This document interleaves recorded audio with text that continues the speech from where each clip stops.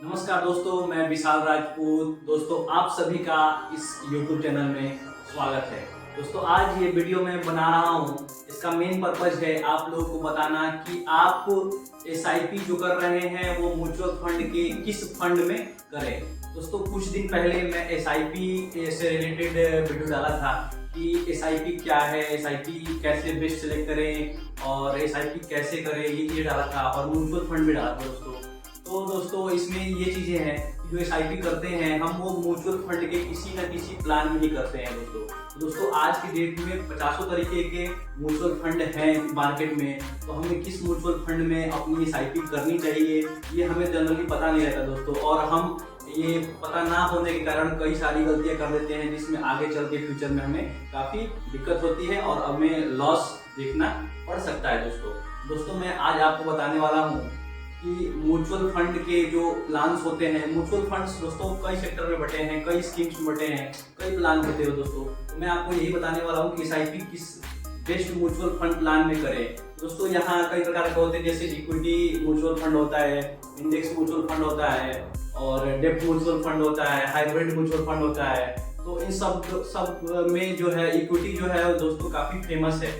Equity जो mutual fund होता है दोस्तों, इसमें कई सारे इसके पार्ट होते हैं, कई सारे इसके अंदर में प्लान होते हैं। तो आज के डेट में जो इक्विटी काफ़ी पॉपुलर है, इसमें लोग पैसा डाल के और अच्छा पैसा बना रहे हैं दोस्तों। तो दोस्तों आज मैं जो है वो इक्विटी के अंदर क्या क्या प्लान्स हैं वो मैं आपको बताने वाला हूँ। जैसे इक्विटी के अंदर में लार्ज कैप हो जाता है, स्मॉल कैप हो जाता है और मिड कैप हो जाता है दोस्तों, और अलग अलग सेक्टर का अलग अलग फंड का प्लान है दोस्तों। ये लार्ज कैप क्या है आपको पता है या नहीं है? लार्ज कैप से आप क्या समझ रहे हैं दोस्तों? स्मॉल कैप से आप क्या समझ रहे हैं दोस्तों? ये चीज़ मैं दोस्तों आपको बताने वाला हूँ। कुछ लोग क्या करते हैं स्मॉल कैप में अपने रिस्क के एस्पेक्ट रेशियो के अनुसार वो पता नहीं कर पाते हैं कि हमें किस में करना है। वो स्मॉल कैप में मान लीजिए कि पैसा इन्वेस्ट करते जा रहे हैं, बाद में उन्हें लॉस होने लगता है, तो काफ़ी दिक्कत होती है दोस्तों। तो आज मैं आपको बताने वाला हूँ कि ये चीज़ें क्या है, लार्ज कैप क्या है, स्मॉल कैप क्या है, हमें कहाँ इन्वेस्ट करना चाहिए, कहाँ नहीं करना चाहिए, क्या चीज़ें ध्यान में रखनी चाहिए। तो आज मैं दोस्तों यही बताने वाला हूँ। तो आइए देखते हैं हम दोस्तों कि इक्विटी के जो भी प्लान्स हैं वो क्या क्या है दोस्तों। आगे बढ़ने से पहले मैं एक बात बोलना चाहूँगा कि आप इस वीडियो को बिना स्किप किए अंत तक जरूर देखें, क्योंकि कई चीज़ें होती हैं जो दोस्तों आपको पता नहीं चल पाती हैं और आप स्किप करके वीडियो को ख़त्म कर देते हैं। दोस्तों ये ध्यान में रखें कि जानकारी पूरी तरीके से लेने के लिए इस वीडियो को बिना स्किप किए अंत तक जरूर देखें। और अगर अभी तक आपने इस चैनल को सब्सक्राइब नहीं किया तो सब्सक्राइब जरूर करें और लाइक भी जरूर करें दोस्तों, क्योंकि आप वीडियो देख लेते हैं और लाइक करना और सब्सक्राइब करना भूल जाते हैं दोस्तों। तो ये बातें आप प्लीज़ ध्यान में रखें और अगर आपको ये कंटेंट अच्छा लगे तो लाइक और सब्सक्राइब दोस्तों जरूर करें। दोस्तों आज हम देखेंगे types of mutual fund for SIP। दोस्तों आज हम देखेंगे कि SIP के लिए बेस्ट म्यूचुअल फंड क्या है।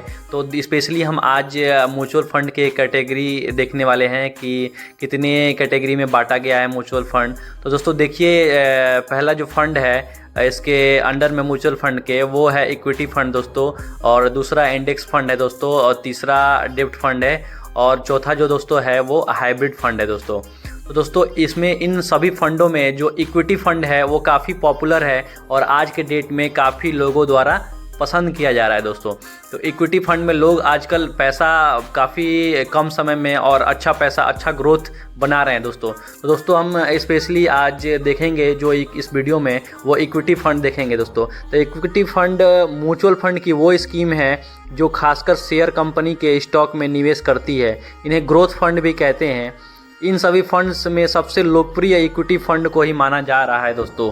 इक्विटी फंड का वर्गीकरण कई प्रकार से किया जा सकता है, लेकिन दोस्तों हम इसका जो वर्गीकरण करेंगे मुख्य रूप से large cap, mid cap, small cap, sector fund और इसके अलावा भी कई फंडों में करेंगे दोस्तों देखते हैं इक्विटी फंड के अंदर में जो है large cap, mid cap, small cap और सेक्टर फंड दोस्तों। इसके अलावा भी टैक्स सेविंग फंड हो जाता है और डाइवर्सिफाइड इक्विटी फंड हो जाता है दोस्तों और भी है, लेकिन हम स्पेशली आज इन 6 की बात करेंगे। तो दोस्तों आज हम स्पेशली देख रहे हैं कि अलग अलग इंडिविजुअल फंड को कि ये क्या हैं और कितने रिस्क भरे हैं, कितना इसमें हमें इन्वेस्ट करना चाहिए, नहीं करना चाहिए। तो चलिए दोस्तों हम देखते हैं लार्ज कैप फंड क्या होता है और इससे हम समझते हैं कि इसके नाम से क्या मतलब है। तो दोस्तों लार्ज कैप इक्विटी फंड को ज़्यादातर बड़ी कंपनियों में ही निवेश किया जाता है। ये कंपनियां अपने क्षेत्र में अच्छी तरह से स्थापित होती हैं दोस्तों। इसके डूबने की संभावना ना के बराबर होती है। इसी वजह से लार्ज कैप वाली कंपनी को निवेश के लिए सुरक्षित माना जाता है। केवल इसी कारण लार्ज कैप फंड को ऐसे निवेशकों के लिए उपयुक्त माना जाता है जो इक्विटी फंड में भी अधिक रिस्क लेना पसंद नहीं करते हैं। इस तरह के फंड कम जोखिम के साथ साधारण रिटर्न प्रदान करते हैं। दोस्तों देखते हैं मिड कैप फंड क्या होता है। मिड कैप फंड में ज़्यादातर मध्यम आकार की कंपनियों को ही टारगेट किया जाता है और मध्यम आकार की कंपनियों में ही निवेश किया जाता है। इन कंपनियों ने निवेश में कुछ जोखिम शामिल होता है, क्योंकि हो सकता है कि कंपनी अपनी पूर्ण क्षमता के अनुसार प्रदर्शन ना कर पाए और आपको लॉस हो जाए। पर इस तरह के फंड्स में निवेश करने से आपको फ़ायदा भी हो सकता है। यदि निवेश की हुई कंपनी आगे चलकर विकसित हो जाती है और एक बड़ी कंपनी बन जाती है तो आपको काफ़ी मुनाफा हो सकता है। दोस्तों वो व्यक्ति जो थोड़ा जोखिम लेने की क्षमता रखते हैं वो इस तरह के फंड में निवेश कर सकते हैं। दोस्तों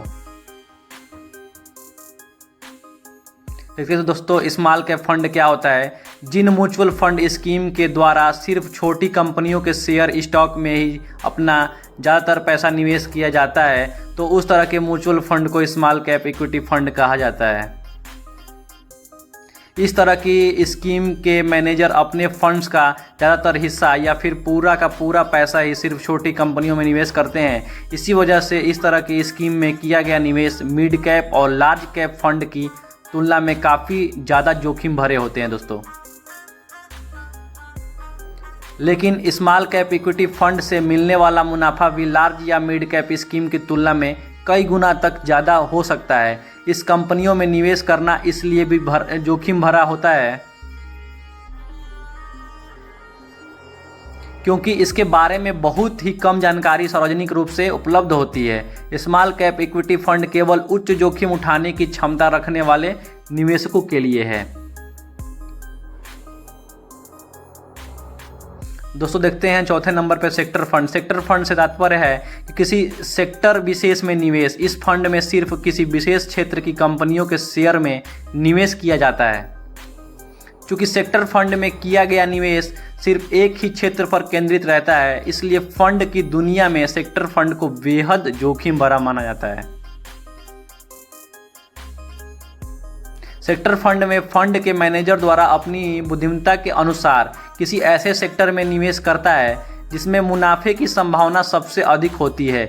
उदाहरण के तौर पर रियल एस्टेट सेक्टर फंड केवल रियल एस्टेट कंपनी में ही निवेश करेगा।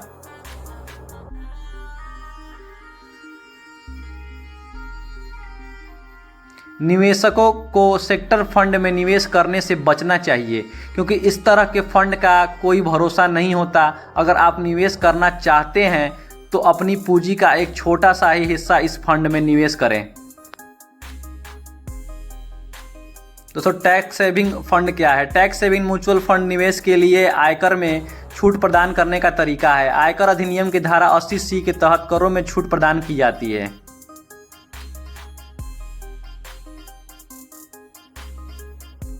इन फंडों में निवेश किए गए 1.5 लाख रुपए तक की रकम टैक्स में कटौती के लिए सक्षम है। इस तरह के फंड 3 साल के लॉक इन पीरियड के साथ आते हैं। दोस्तों लॉक इन पीरियड से तात्पर्य है कि निवेश करने के बाद 3 वर्ष तक इन फंड को निकाला नहीं जा सकता और यह अवधि पूरी होने के बाद ही इस तरह के फंड को निकाला जा सकता है। दोस्तों देखेंगे डाइवर्सिफाइड फंड्स। ये इक्विटी फंड सभी क्षेत्र में निवेश करते हैं। इसका मतलब यह है कि ये फंड केवल कुछ विशेष प्रकार के शेयर में निवेश करने के लिए प्रतिबंधित नहीं है।